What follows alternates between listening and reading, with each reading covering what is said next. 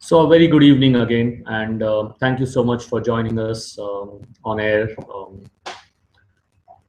It's been a very hectic last 1 month, and I'm sure all the candidates who are contesting for the elections are trying to reach out to as many members as possible. With so many SMSs and emails, I know by now that all the names would probably sound to you the same. Please do bear with us for another maybe 1 or 2 days, and thank you so much for your patience as well. I just wanted to take time and maybe reach out to as many as possible. And hence I thought, let me try and use technology. And with that intention, I thought, let me try and be on air and talk to all of you to present to you my manifesto and what I would like to do for the Institute of Chartered Accountants of India if I was given an opportunity to be elected as a Central Council member.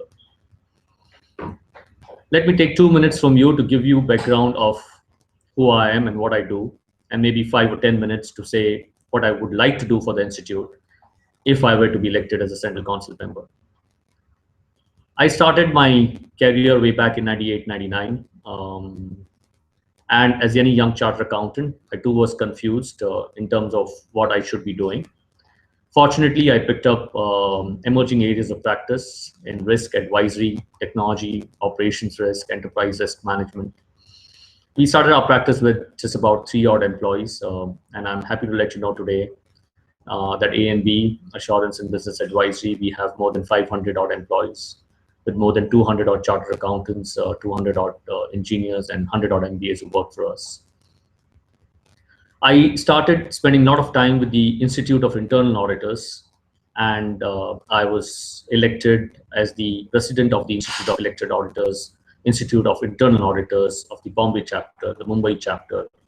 And I was also lucky to have been elected as the president of the IIA India. The interesting part about the IIA is that more than 50 to 60% of the members are from the corporate world. And I was really lucky to have worked with them and also learned from their experiences of all the chief audit executives who report to the board of directors, the audit committee, the CEOs, and so on and so forth. I also contribute a lot of my time for the ISACA Institute, and I'm on the All India Growth Task Force for the ISACA Institute. I thought 6 years back, let me start doing some work for the Institute of Chartered Accountants of India. And I got elected as a regional council member. And thereafter, I was elected as the secretary in the last year. And this term, I got elected as the chairman of the Western Region Council. To become a chairman, it's a very, very competitive world. And I was lucky with the support of all the family and friends that I could take up this position in the 5th year of my regional council membership. This is what I've done for the institutes. This is what my background is. I don't want to take too much of your time getting into what I've done for the institute in the last 1 year, but I would rather take maybe 5 or 10 minutes from you in terms of what I would like to do for the Institute of Chartered Accountants of India if I were to be elected as a member of the Central Council. I have had the pleasure to travel across Gujarat, Goa, and Maharashtra, and emerging from the experience of meeting up with a lot of chartered accountants, especially young and also senior chartered accountants. And there have been a lot of comments about the recent developments in the institute from the quality of chartered accountants perspective.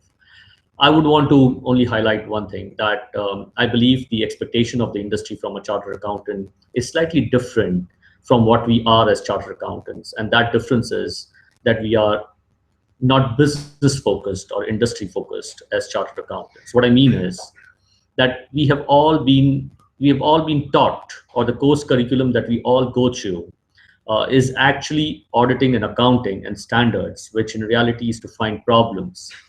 But however, we do not have a course curriculum which teaches us to solutionize. I believe that in the current century and going forward, solutionizing is one of the most important aspects, and it is important for chartered accountants to learn solutionizing for the next century. Even for people who work in the corporate world, it's very difficult for us to keep going back to our bosses with problem statements and not solution statements. I think I would like to bridge this gap. Even when I was a chairman of the Western region, we did work around trying to bridge this gap by orienting chartered accountants, giving them training programs, I believe I would be able to play a good role in the Central Council to reorient chartered accountants, reorient their mindsets and training programs so that we come out of the mindsets of accounting and auditing and get into the mindset of services. The second agenda item that I have is to scale up firms of chartered accountants. Now, unfortunately, and this is my understanding, that the institute needs to improve on the vision and the visibility of chartered accountants, especially from a scaling up of the firm's perspective. While I understand that China has a strategic vision to scale up firms internationally, to ask them to come into the top 10, unfortunately, I have not seen something like this within the Institute of Chartered Accountants of India. Of course, the institute is also a regulator, and sometimes there is a confusion, a healthy confusion, whether we are by the members or for the members, or whether we are regulators.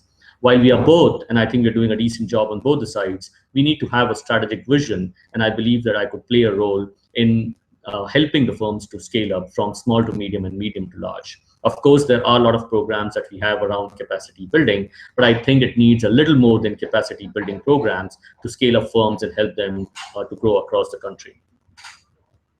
The third agenda item, which I believe is very, very important, and this I have learned and shared through my experience as the chairman of the Western region.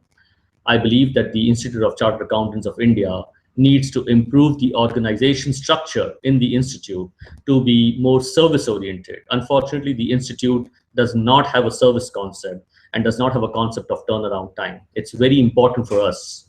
It's very important for members. It's very important for students that the institute leverages on technology to ensure that we create a service culture within the Institute of Chartered Accountants of India.